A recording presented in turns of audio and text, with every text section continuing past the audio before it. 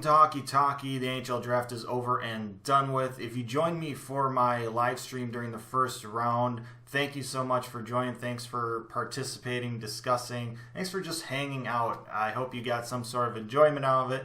I certainly had a good time. I don't know when my next live stream will be, but for my first ever live stream, I thought it went pretty decently. So there's that.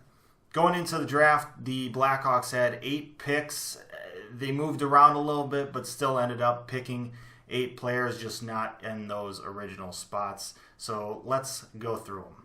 With the Blackhawks' first top 10 pick in about a decade, they really couldn't have picked a better year to have a top 10 pick.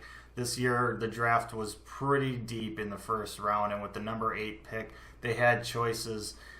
They could have gone a couple different ways. They ended up going right-handed defenseman Adam Boqvist out of Sweden, 5'11", 160, almost 170 pound guy. A little bit smaller, but very comparable to Erik Karlsson. That's what a lot of scouts are saying. Very high upside. We'll see if he ever gets to Erik Karlsson level, but if he does, boy, this would be a fantastic pick. That wouldn't be it for the Blackhawks in the first round, however, as they still had the number 27 pick that they got from sending Ryan Hartman to the Nashville Predators at the trade deadline. And with that pick, the Blackhawks selected left-handed defenseman Nicolas Beadin, who was a point-per-game defenseman in the Quebec Junior League. Pretty impressive. Scouts say he was the best passer in the draft, and with Coach Hughes and the Blackhawks' current system of stretch passes from their defensemen, this could be a very, very, very good pick for them. And that marks 3 straight first-round picks for the Blackhawks where they select a defenseman dating back to last year when they picked up Henri Jokiharju. So you can tell pretty easily that the Blackhawks and the front office are really trying to restock their quickly aging defensive core. The Blackhawks did not have a second-round draft pick. There were rumblings that they were trying to move up into that second round, trying to trade up, but nothing ever materialized from that. Obviously, they didn't find a suitor at the right price for that, and, well, sometimes that happens. It takes 2 to tango. So we move on to the third round, where the Blackhawks would have the nicest pick in the draft, and also the wisest, as the Blackhawks, with the 69th selection, would draft centerman Jake Wise out of the United States National Development Team. Scouts say he is a two-way player with a lot of playmaking ability. It's going to be interesting to see how he develops and how high of a ceiling he really ends up having. The Blackhawks would then trade up with the Arizona Coyotes to get the 74th pick in the draft, still third round, and with that selection, they would draft right winger out of Finland, Niklas Nordgren, a 5'9" guy, small guy, but he's a pure goal scorer, clutch goal scorer. I don't know really where we've heard that before. Maybe a little guy named Alex DeBrincat. I'm going to pump the brakes a little bit, though, because Alex DeBrincat was a first-rounder. But with the first 4 picks in the draft, the Blackhawks are showing they're not afraid to draft small, as none of their guys so far are 6 foot or taller. Moving on to the 4th round, with the 120th selection in the draft, the Blackhawks would pick forward Philipp Kurashev out of Switzerland.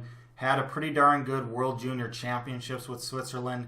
Scouts are saying he has some great vision, some great instincts, and very smart player in the offensive zone. So once again, should be very interesting to see how this kid develops. The Blackhawks would end up trading with the Montreal Canadiens to get into the 5th round this year. With the 139th pick in the draft, the Blackhawks would select forward Mikael Hakkarainen. I probably butchered that, but hey, Hakkarainen. Hakkarainen is going to Providence College in the fall, so we get to watch his college career develop these next couple of years, but it seems like the Blackhawks really, really liked his 200-foot game. In the 6th round, with the 162nd pick in the draft, the Blackhawks would select goaltender Alexis Gravel. He was the 3rd-ranked North American goaltender in this draft, and it seems like he generally is really, really pumped to be a Blackhawk, so that's pretty nice. Fun fact about Alexis Gravel, I'm actually playing against him in my NHL 17 franchise mode. It's the 2027 season, first round of the playoffs. He's on Edmonton. I'm facing him.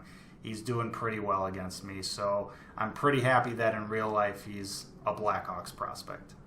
And with the Blackhawks' final selection in this year's draft, 7th round, 193rd pick in the draft, the Blackhawks select forward Josiah Slavin. And if that name sounds familiar to you, that is because he is the younger brother of Hurricanes defenseman Jaccob Slavin.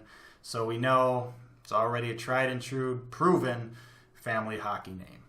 So, how'd the Blackhawks do? I'd love to hear your guys' thoughts down in the comment section below. Me personally, I'm not one to really judge at this point in time. I like to see guys play in our system first before kind of coming to my own conclusions. These kids are 17, 18 years old. They still have plenty of time to grow and develop. So I like to kind of wait before I get all pissed off or whatever. So let me know your thoughts, though, down in the comment section below. Like, share, and subscribe. I appreciate that, as always. But most importantly, stay safe and make good decisions. And I'll see you next time.